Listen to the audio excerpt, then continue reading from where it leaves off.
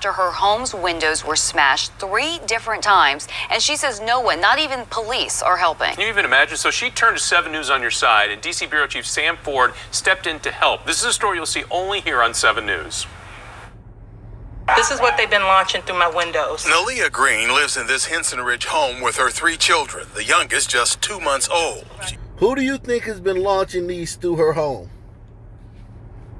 Give me an ID on the people who have been launching these through her home. Through this sister. And she's in D.C.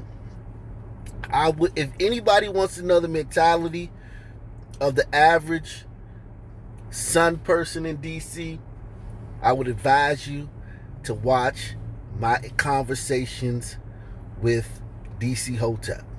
That's a buddy of mine. I just nicknamed him that. But he's just a regular guy. He's not really a Hotep. But it just shows you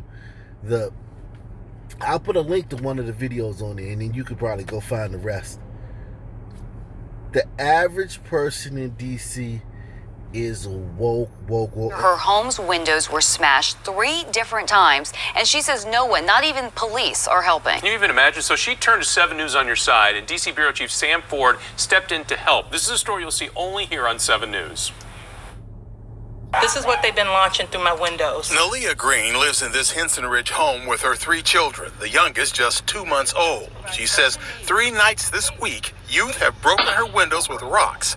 Here's some of the video from surveillance from neighborhood cameras. The first night, this large one went into my son's bassinet. She speculates it's because she's told them not to sit on her porch or use her electricity to charge their cell phones. I have video footage from my Ring cam with them on my porch as late as midnight. I'm scared to death. Now imagine this. You come outside or you peek through your window and this is the scene you see. Not because you just happen to peek through your window, but because you've heard a bunch of cussing, graphic recounting of just all types of carnal activities. And it's full graphic. Every faux pas, every bad word under the sun. You smelling marijuana heavy. Of course there's litter in your front yard.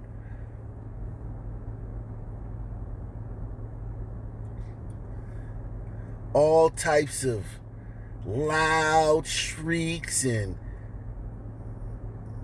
talking, and then you peek out your window and you see this.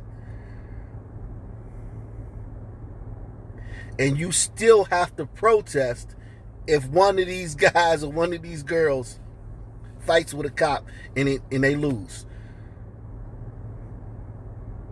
And you still got to get on Twitter and talk about they, and you still got to, and when anytime somebody talks about the crime in the city, you got to blame it on the guns. As if the gun just, so by that logic, we should blame what's going on over here on the rocks. Keep it a buck.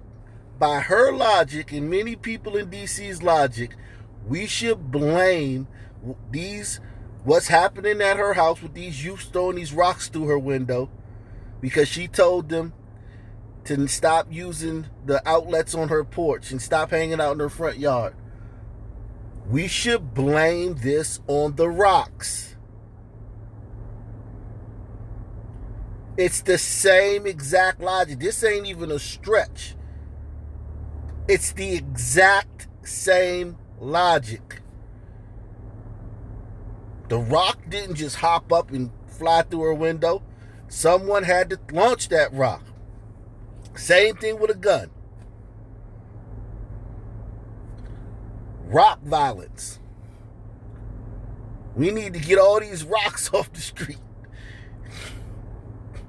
I've been doing a lot of stories lately with stones and rocks. What's going on? The first night, this large one went into my son's bassinet. She speculates it's because she's told them not to sit on her porch or use her electricity to charge their cell phones. I have video footage from my Ring cam with them on my porch as late as midnight. I'm scared to death. A neighbor who doesn't want to be seen says they've called police repeatedly without result. Why this neighbor don't want to be seen? And then why did they put her on blast? But anybody in that neighborhood know that window, man. The window with the red curtains. That's next to the lady who we be throwing the rocks through her window. Y'all gotta do a better job protecting these people. These people are not safe. So don't get in my comment section act like, oh, well, you know. No, they put this woman in jeopardy. This woman is not safe. No one can help this woman. The NFAC will not show up to help this woman. BLM will not show up to help this woman.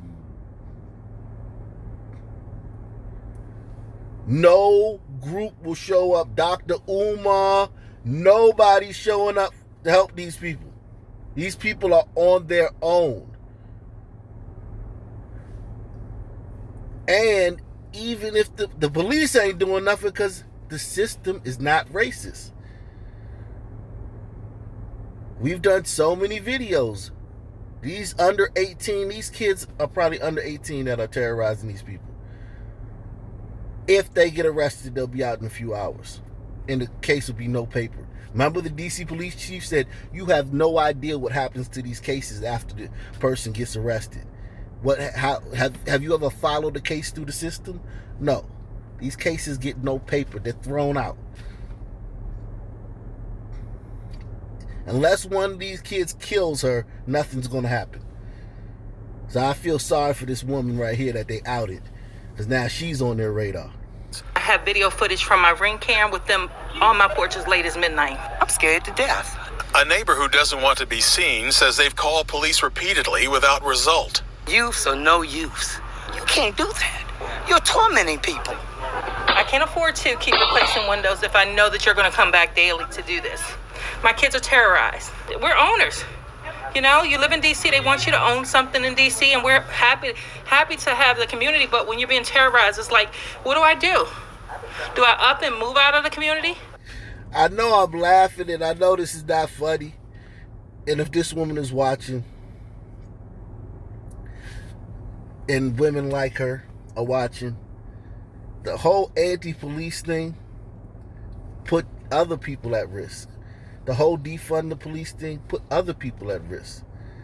The whole acting like every one of these little sun teens out here is a saint. They're just a victim of supremacy. Glacial supremacy.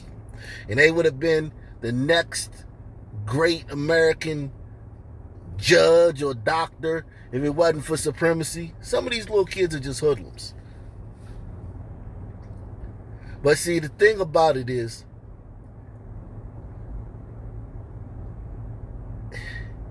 this story that's happening to this woman, you have to understand, it's happening to hundreds of people. And furthermore, there are people who are putting up with these kids hanging out in their front yard all hours of the night, hanging out on their porch, using the outlets on their porch.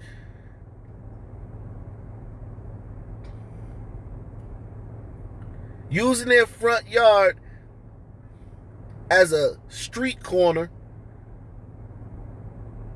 because they're scared. They don't want what's happening to this lady to happen.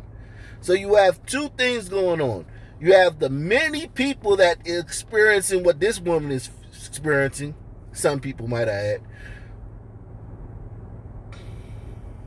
Then you have the thousands who are just experiencing the loitering, the intrusion, the nuisance,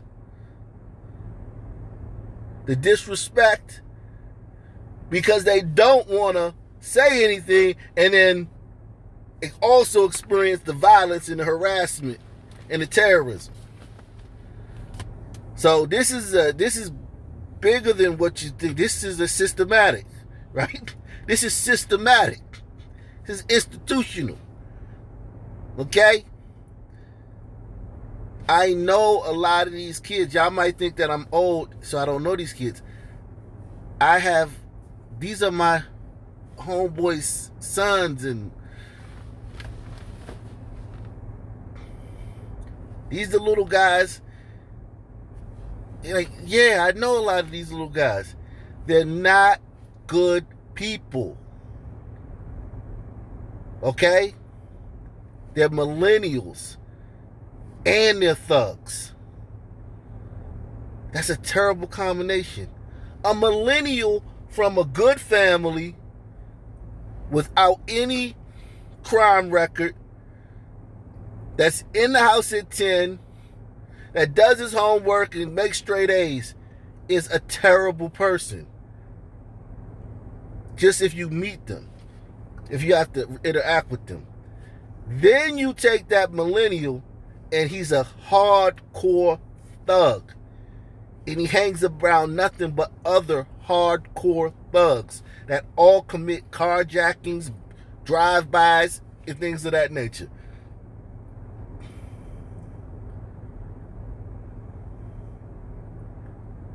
And they don't care that you marched. They don't care that you hate Trump. They don't care that you blame everything on Trump. They don't care that you voted for Biden. They don't care that you be screaming about criminal justice reform and lighter sentences for criminals. They don't care about none of that. They don't care that you want an alternative to police. That you want, reimagined policing. They don't care.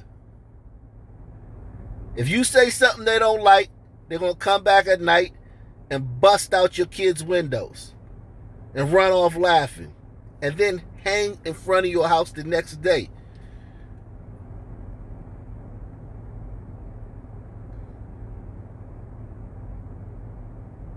Okay? After her home's windows were smashed 3 different times, and she says no one, not even police, are helping. Can you even imagine? So she turned to 7 News on your side, and DC Bureau Chief Sam Ford stepped in to help. This is a story you'll see only here on 7 News. This is what they've been launching through my windows. Nalia Green lives in this Henson Ridge home with her 3 children, the youngest just 2 months old. She says 3 nights this week, youth have broken her windows with rocks. Here's some of the video from surveillance from neighborhood cameras. The first night, this large one went into my son's bassinet. She speculates it's because she's told them not to sit on her porch or use her electricity to charge their cell phones. I have video footage from my Ring cam with them on my porch as late as midnight. I'm scared to death. A neighbor who doesn't want to be seen says they've called police repeatedly without result. Youths or no youths. You can't do that. You're tormenting people. I can't afford to keep replacing windows if I know that you're going to come back daily to do this. My kids are terrorized. We're owners. You live in D.C., they want you to own something in D.C., and we're happy to have the community, but when you're being terrorized, it's like, what do I do? Do I up and move out of the community? Some of the residents of this southeast neighborhood ask whether they would be going through this were this a different quadrant of the city. We contacted both the police and the homeowners association without response, although this security car did show up here a few minutes ago. Let me tell you something about that security car. If that guy ain't armed, you shouldn't even sit him around there, because now you done put him in danger. They have armed security guards in a lot of neighborhoods in D.C. They walk around with, like, assault rifles. They literally walk around like, strapped, vest, everything. They got them in a lot of different neighborhoods in D.C. I've seen this. And they're not police, they're security. Unless you have, if this guy is not, have a bunch of them, and it's a bunch of them, it's not like one guy just in a car. And then the whole thing about, if this were a different quadrant, would this be happening? Like, what they're basically saying is, This is happening because this is Southeast DC, which is historically and now still the area of DC that is the youngest. They have the most people under 18, like a lot of young people over there. The highest level of renters, so you don't have a lot of people that own over there. Okay? You have the most people on public assistance, okay? You have historically the most amount of violence. Now, there's some places in DC that's catching up, Columbia Heights, Benham Road, but historically, as a whole area, nothing compares to Southeast when you're talking about violence on a, okay? And you have a lot of good people over there, as you can see. A lot of good people over there, as you can see from this video. But they're held hostage. And it's nobody's fault but their own. These people blame, when there's a shooting, they blame the gun. When the cops find out who did the shooting and go arrest the person, and the person fights, they blame the cop for being too rough. When the case goes to court and the judge hands down the sentence, they say the judge is only doing that because the kid was black. Because the kid's a son kid, he's black. And it's harsh penalties, and they putting our youth in. So, all throughout the system, and I used to, kind of, I didn't coach the team, but, I hung out with the coach. And the guy who coached teams over there in Southeast. And it's a whole bunch of good kids over there, man. It's tons of good kids over there, man. In the athletics, in the school. It's a bunch of good kids over there. However, it's a lot of bad ones. And the bad ones are aided and abetted by people like this woman. And I get it, man. The woke wave hit Colin Kaepernick and all these activists, Sean King and all this. I get it, man. I get it. We all get swept up in waves. I got swept up in it early. The Trayvon Martin, between the Trayvon Martin incident and the Michael Brown incident. That's kind of when I was like, whoa, wait a second.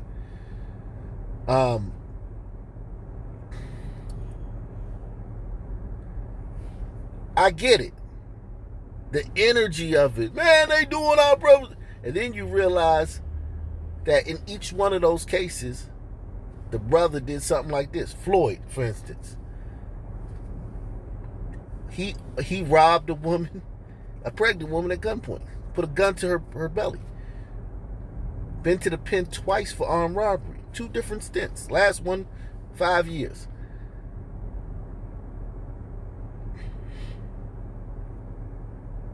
And when kids saw, they knew what type of dude Floyd was. In D.C., they would call Floyd an unk. He an old unk or old head. They'd call him an old head, but he act like an unk. They'd have called him unk because he kind of like, drunk and all drugged up and, acting all weird and whatnot. They'd have called him an unk. And they saw an unk, which is a certain trope in the hood, placed in a police car, fight his way out, and then the situation where he ultimately lost his life in police custody. And they saw the riots and the burn, and they said, oh, well, they'll do that for an unk. I'm 15, I'm 16, I'm 17, I'm 20. I can do whatever I want. I can do whatever I want. And if it go bad, it ain't my fault. And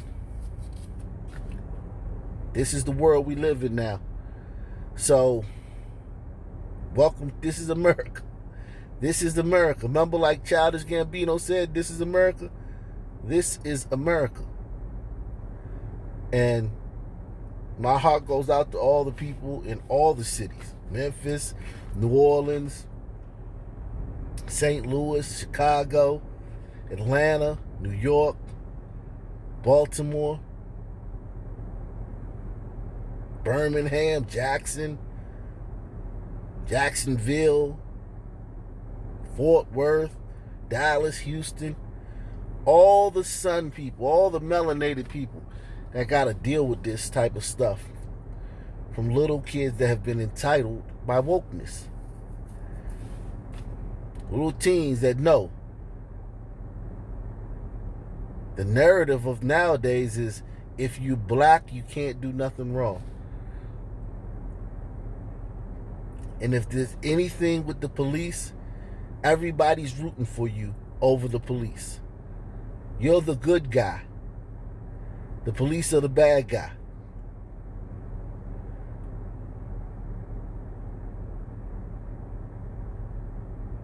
They were born into this world.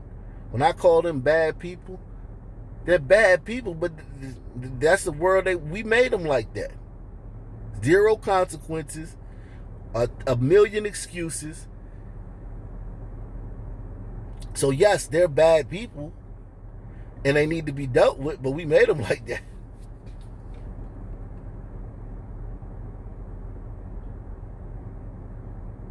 And now, they're terrorizing black people all over the country.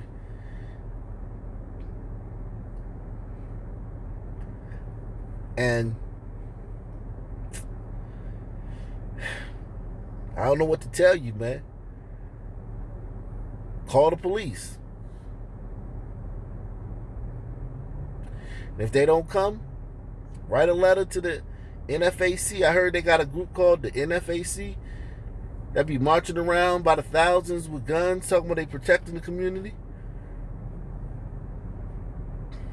Call BLM.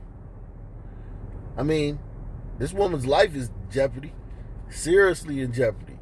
Like, don't think that this news story is going to change anything. Don't think that they probably didn't even see this news story. Them kids they probably didn't even see, they don't know this on the news. And it don't matter. We seen people shoot people on the news. We seen all types of footage of people getting shot on the news. Gunmen just doing crazy stuff, broad daylight on the news. You think them seeing themselves throwing some rocks on the news gonna make them change their behavior? So, this woman's life is still in jeopardy. I feel sorry for her. Hope she gets the help she needs or even moves. But